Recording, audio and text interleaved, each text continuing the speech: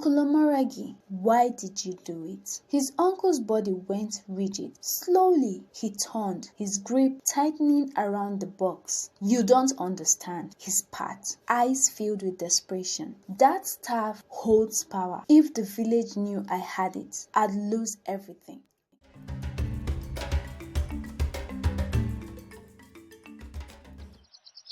Once upon a time in the village of Ukhiri, a lingering presence haunted the land. Whispers spread from hut to hut, voices lowered in fear. Some said it was a restless ancestors. Others believed it was an omen of doom. But no one dared to walk alone at night, for the spirit roamed freely, searching, waiting. Osaze never believed in ghost stories. He had always dismissed them as mere village superstitions meant to keep children in check. But all that changed on the night he encountered the one spirit he never expected to see, his own grandfather. It was a cold moonlight evening. The air smelled of damp earth, and the wind whispered through the trees. Osaze walked briskly down the narrow village path, a bag of food clutched tightly in his hands.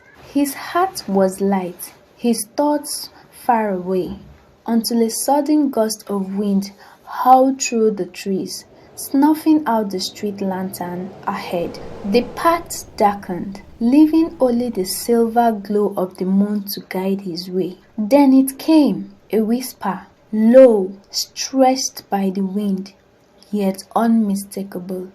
Osaze, Osaze. He froze mid-step, his pulse hammering in his ears. The voice, it was familiar, yet distant, like a long-forgotten memory, calling out from the grave. He turned sharply, eyes darting in the shadows. The road behind him was empty. Nothing stirred except the rustling leaves. Then, from the mist, a figure emerged, wrapped in a tattered white cloth. The man's frail form flickered like a dying candle, his eyes filled with sorrow, locked onto Osaze's own. Every muscle in Osaze's body screamed for him to run, but his feet refused to obey. It was him, his grandfather. The old man raised a trembling hand. My son, the voice carried the weight of sorrow beyond the grave. I can't rest. Osaze's throat went dry. His grandfather had been buried for over a year ago. How was that possible? His voice shook as he managed to whisper, Why, Papa? What is wrong? The spirit swayed slightly, as though struggling to remain in this world. My Ikhinmwin, the staff of our ancestors, it was stolen. Without it, my soul wanders in torment. The words sent a chill down Osaze's spine. He had never questioned his grandfather's burial. But now, memory stirred, the hushed conversations between elders, the strained tension in the air, and the way his uncle, Omoragi, had kept his distance, avoiding questions about the burial rites. His grandfather's voice wavered. Find it, return it, only then will I rest. Before we uncover the chilling truth behind this stolen relic, if you are enjoying this story, be sure to like, share and subscribe. Your support helps us to keep bringing you captivating tales. And with that, the wind howled once more, and the spirit vanished into the darkness. Osaze stumbled back, his chest heaving. He did not sleep that night. He could not. By the morning, he was knocking on the doors of the elders. At first, they hesitated, exchanging wary glances. But at the mention of the Ikhinmwin, their expressions darkened. Finally, the eldest among them spoke. Only the true heir must possess the staff. If another takes it, the ancestors will rebel. Osaze knew what he had to do. That night, he remained hidden in the shadows, watching. His uncle, Omoregi, unaware of his presence, crept out of his hut. Osaze followed silently, his pulse quickening with every step. Through the winding paths of the village, his uncle moved with urgency, finally stopping behind an abandoned hut. There he fell to his knees and began to dig. Minutes passed and then thud. Osaze held his breath as his uncle lifted the box. Stepping forward, Osaze's voice was steady but firm. "Uncle Omoregi, why did you do it?" His uncle's body went rigid. Slowly, he turned, his grip tightening around the box. "You don't understand," he spat, eyes filled with desperation. "That staff holds power. If the village knew I had it, I'd lose everything." Osaze's chest tightened.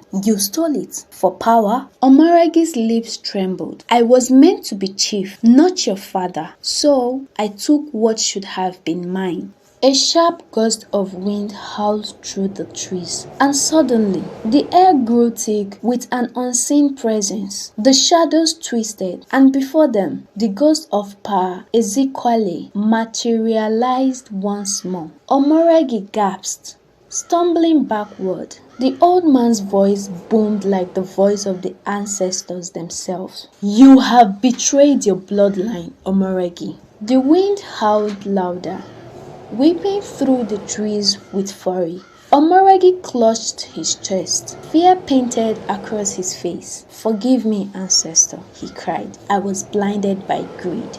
But there was no forgiveness for stolen honor. The village elders arrived just in time to witness the scene unfold. Judgment was swift. Omoregi was stripped of all titles, his name spoken only with disgrace. And as the Ikhinmwin was placed back into the sacred shrine, the restless spirit finally found peace. The curse had been lifted, and the village, once haunted by whispers, was free. But for Osaze, the greatest lesson was this: greed may steal a legacy, but integrity bestows it. And as he stood before his grandfather's grave, he felt no fear, only the weight of responsibility. He knew now that the spirits of the ancestors watched over them, not as vengeful shadows, but as the guardians of truth. To all our amazing viewers, thank you for being part of this journey. If this story moved you, don't forget to like, share, and subscribe for more thrilling folktales. And remember, some spirits don't rest until the truth is revealed. Until next time, bye.